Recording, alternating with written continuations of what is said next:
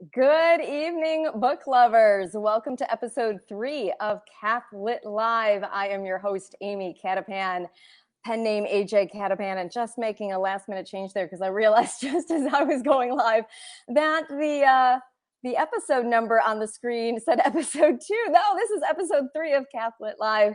And today I am bringing you Elizabeth Fust, who has a new children's picture book out. If you are new to Cath-Lit Live, here's the deal.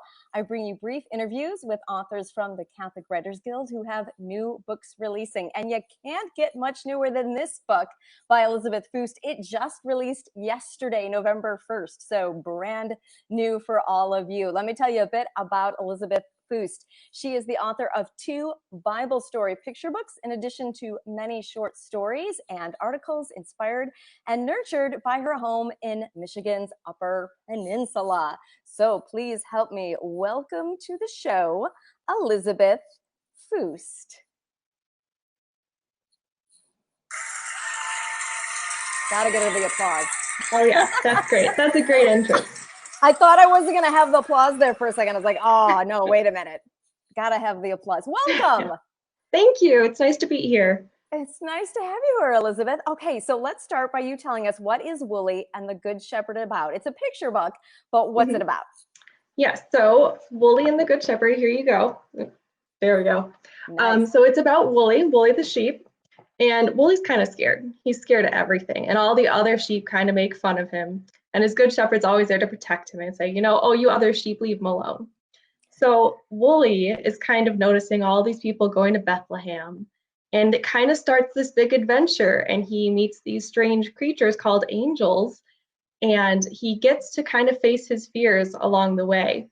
So it's a nativity story. It's the night of Christmas, the angels appearing to the shepherds, and it follows Wooly kind of facing his fears and learning and growing and meeting the one true good shepherd along the way. Excellent. So, well, as people who know me know, I love anything that has angels in it. So I'm interested in seeing how they come into play in this story. So I understand you were homeschooled. Tell me about how growing up as a Catholic homeschooler affected your writing. Yeah, so my homeschooling really nurtured my writing. My mom would sort of assign writing assignments kind of along the lines of that old TV show Reading Rainbow. They had some writing contests. So that was a school assignment, was to write and illustrate. And I just pulled it out the other day. I think I was 6 when I did it. And that was my first picture book. I don't illustrate them now. I determined after 6 years of age that I had to have somebody else do the illustrations for me. But that kind of started my writing career, was through homeschooling assignments and homeschool book clubs. And it really gave me the opportunity to develop that writing and meet other homeschoolers. And through like Homeschool Connections, I took their writing classes, and I continue to meet other writers through current students and former students of that class. So just my homeschooling, it completely nurtured my writing. I would be a completely different writer today if I weren't homeschooled. So now I have to ask you mentioned Homeschool Connections. Did you take any writing under Lisa Mladinich? Do you remember? No, but I have talked to her. I haven't taken any of her classes though. All right, because she does a podcast, and I'm a monthly contributor to her podcast too for Homeschool Connections, and I talk about Catholic books for teens and tweens. So I was like, oh, I know one of the teachers for Homeschool Connections who does the writing there. Well, you mentioned you had done some illustrating when you first tried this out, and then realized you shouldn't maybe be doing the illustration. No. So tell us about how you found your illustrator and the whole process of working with an illustrator and getting published.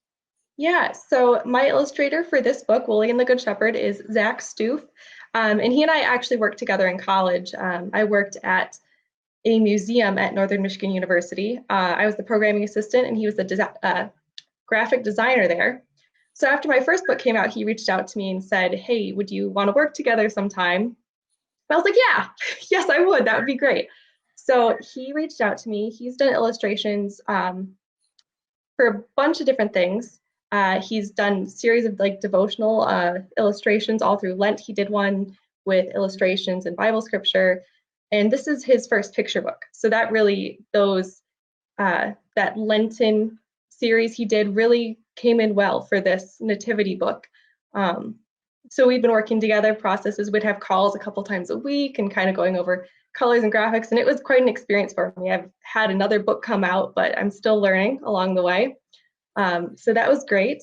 And this book was actually, that's the illustrating side, but it was self-published through Rivershore Books, which is a non-traditional publishing company, founded by Tina Grossman, who I think is a member of the Catholic Writers Guild.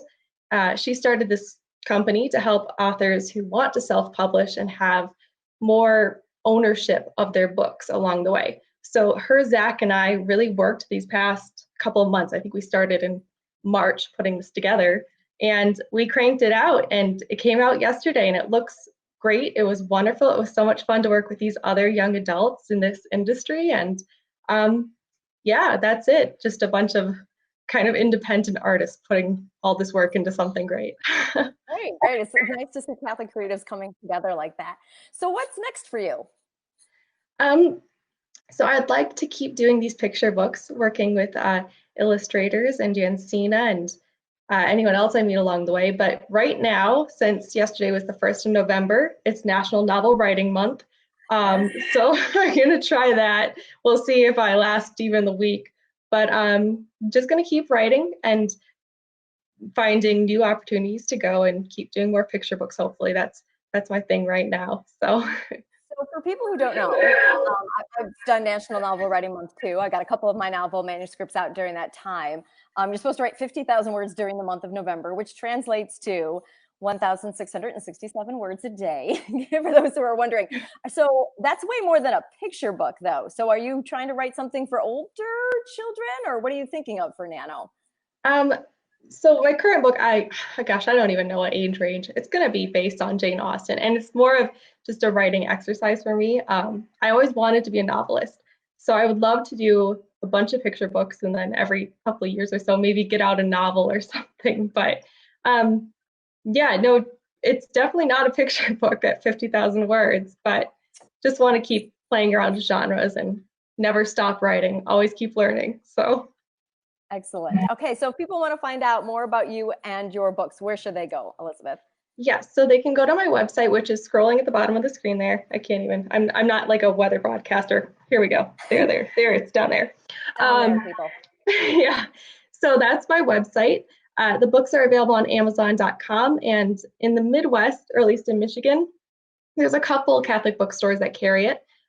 If you have suggestions, let me know and I'll reach out to them. But you can also find me on Facebook and Instagram at Elizabeth Fust Books, and that'll have all my updates and information there. All right, great. So Facebook and Instagram, Elizabeth Fust Books, right? Excellent. Yep. All right. Well, thank you so much for joining me tonight, Elizabeth. Thanks for having me. Absolutely. All right, everyone wave goodbye to Elizabeth. Bye, Elizabeth. All right, well, that was great. It sounds like a great Christmas story. I haven't read the book yet, but maybe you want to check it out. Maybe you've got a little one you want to start doing some Christmas shopping for early. If you're new around here, make sure that you subscribe to my Facebook page and my YouTube channel, and this will also go up on my Instagram account. You can find me everywhere online as AJ Cattapan, and my website is at the bottom right after Elizabeth's, ajcattapan.com. Until next time, everyone, happy reading.